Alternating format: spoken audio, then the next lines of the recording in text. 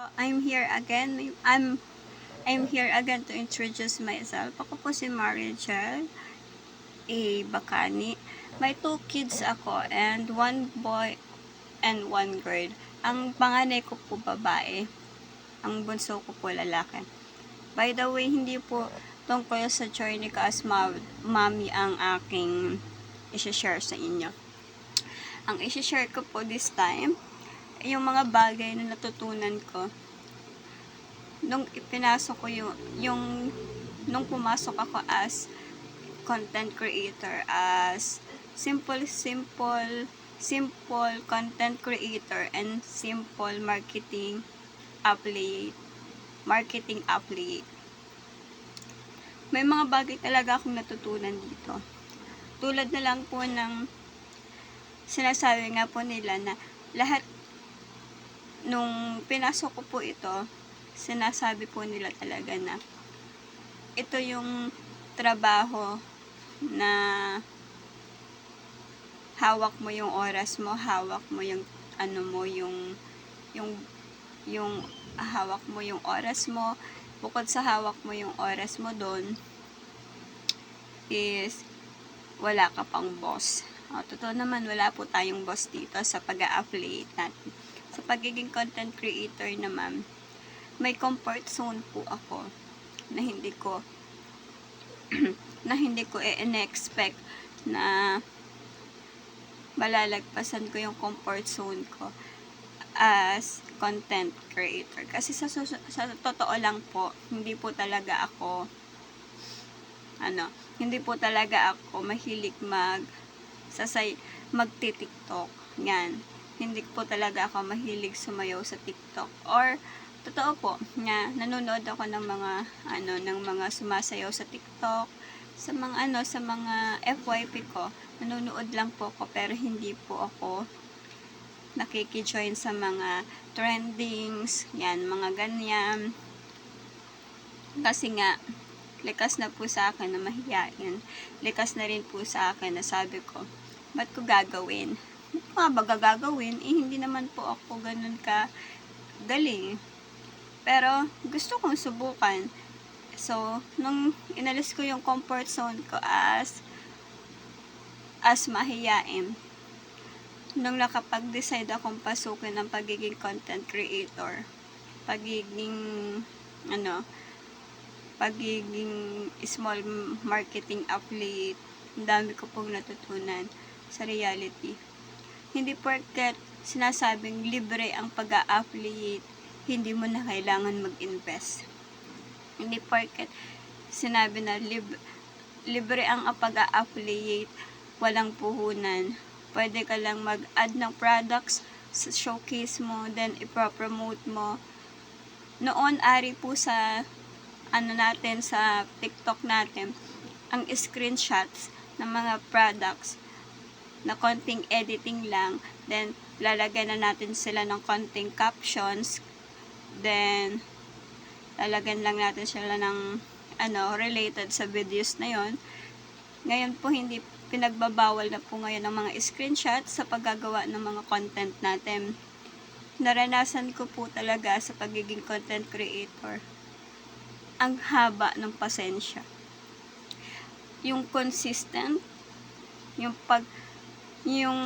haba ng pasensya mo, yung determinado kang gawin kahit sobrang hirap kang gawin ang lahat. Ang pinakamahirap sa situation ng pagiging content creator talaga ay ang mag-isip po ng content. Lalo na po nakakalugaw ng pag-iisip ang paggawa ng content natin.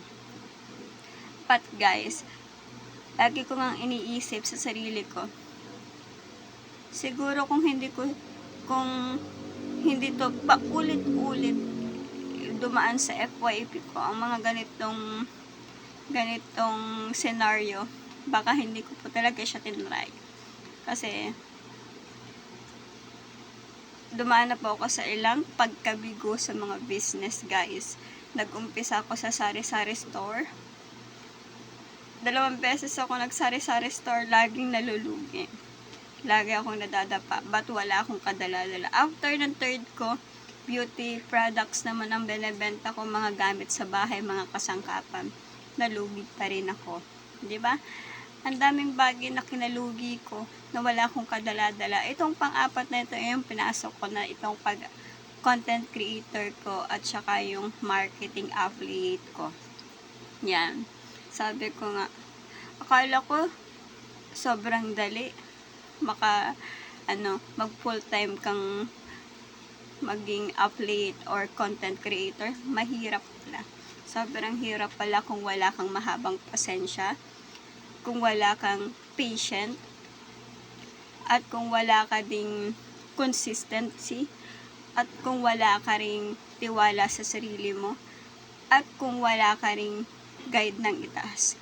Kasi alam mo, kahit anong successful, kahit anong successful na gusto mong makamit, kung wala siya sa piling mo or wala siya sa guide niya, at hindi inayon ng itaas, ang pag-a-upload po o pagiging content creator mo, magsasara ang pintuang yan para sa'yo. Yun po yung yung sinasabi ko every single moment ng buhay ko. Dahil naranasan ko po nung pinasok kong pagiging content creator na walang nanunood, walang sumusuporta. Naranasan ko din yung mapagod, mapuyat, yung inaral ko lahat, pati yung pagla-live selling. May pumapasok, may nanonood ng views, pero walang bumibili. Naniniwala ako. Invest ako ng invest. Sabi nga nila, walang puhunan, pero take note guys nag-invest po ako. Lahat ng binebenta ko sa products, lahat ng inumpisahan kong i-promote sa TikTok shop ko, is ako po ang first model. Yan. Ako po yung first model ng produktong yun. Then, before ko po dinicide na i-promote sa tao ang product na kapit ko, 2 weeks ko siyang ginamit. 2 weeks guys 2 weeks. 2 weeks ko pong ginamit ang product na pinagkatiwalaan ko. Yun, dun ako nag-focus. Since last year hanggang ngayon, naging focus po ako dun sa product na yun. So, thankful po ako. Kasi, kahit wala akong benta nung time na nag-uumpisa ako, sabi nga nila, may harvest season ang bawat isa sa atin. Magtiwala ka lang, tanim ka lang ng tanim, soon makaka-harvest ka din. Pero hindi ko po na-expect na minsan nawawalan ako ng pag-asa. Pero sabi ko nga, ba't ako mawawalan ng pag-asa? Go lang ng go. Naumpisahan ko na to, nakapag-aksaya na. Ang ininvest ko sis sa aking pag-a-upload, load araw-araw yan. Kasi after 7 days ng load ko, maglo-load ulit ako ng another load kasi kailangan ko nga ma-maintain yung pagla-live selling ko kasi doon ako nakikilala. Doon ako nagkakaroon ng self-confidence na kaya ko palang harapin lahat. Okay, hanggang ngayon, ito muna po yung video ko guys.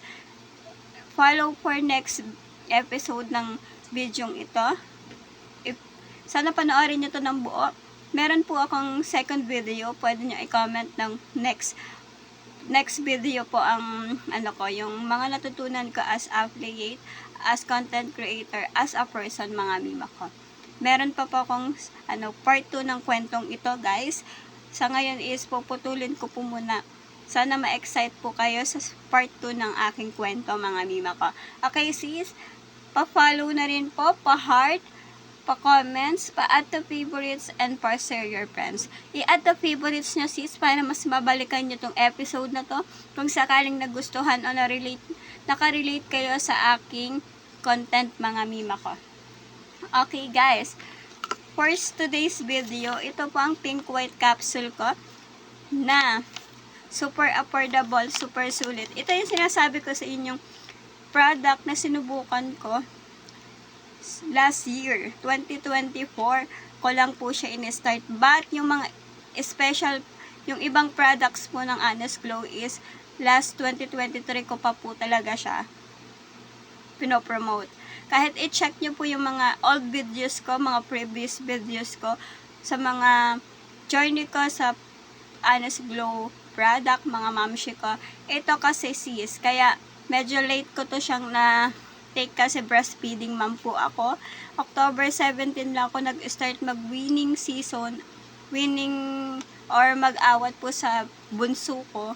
Then December 6 na ako nakapag-decide kasi nag-ipon po muna ako ng pangbili ko po nito guys kasi medyo gipit po si person. Okay sis, recommendation to use po nito is 2 to 3 capsule every day with empty stomach. With empty stomach mga mimasor ha. At hindi siya pwede sa buntis o lactating mommy.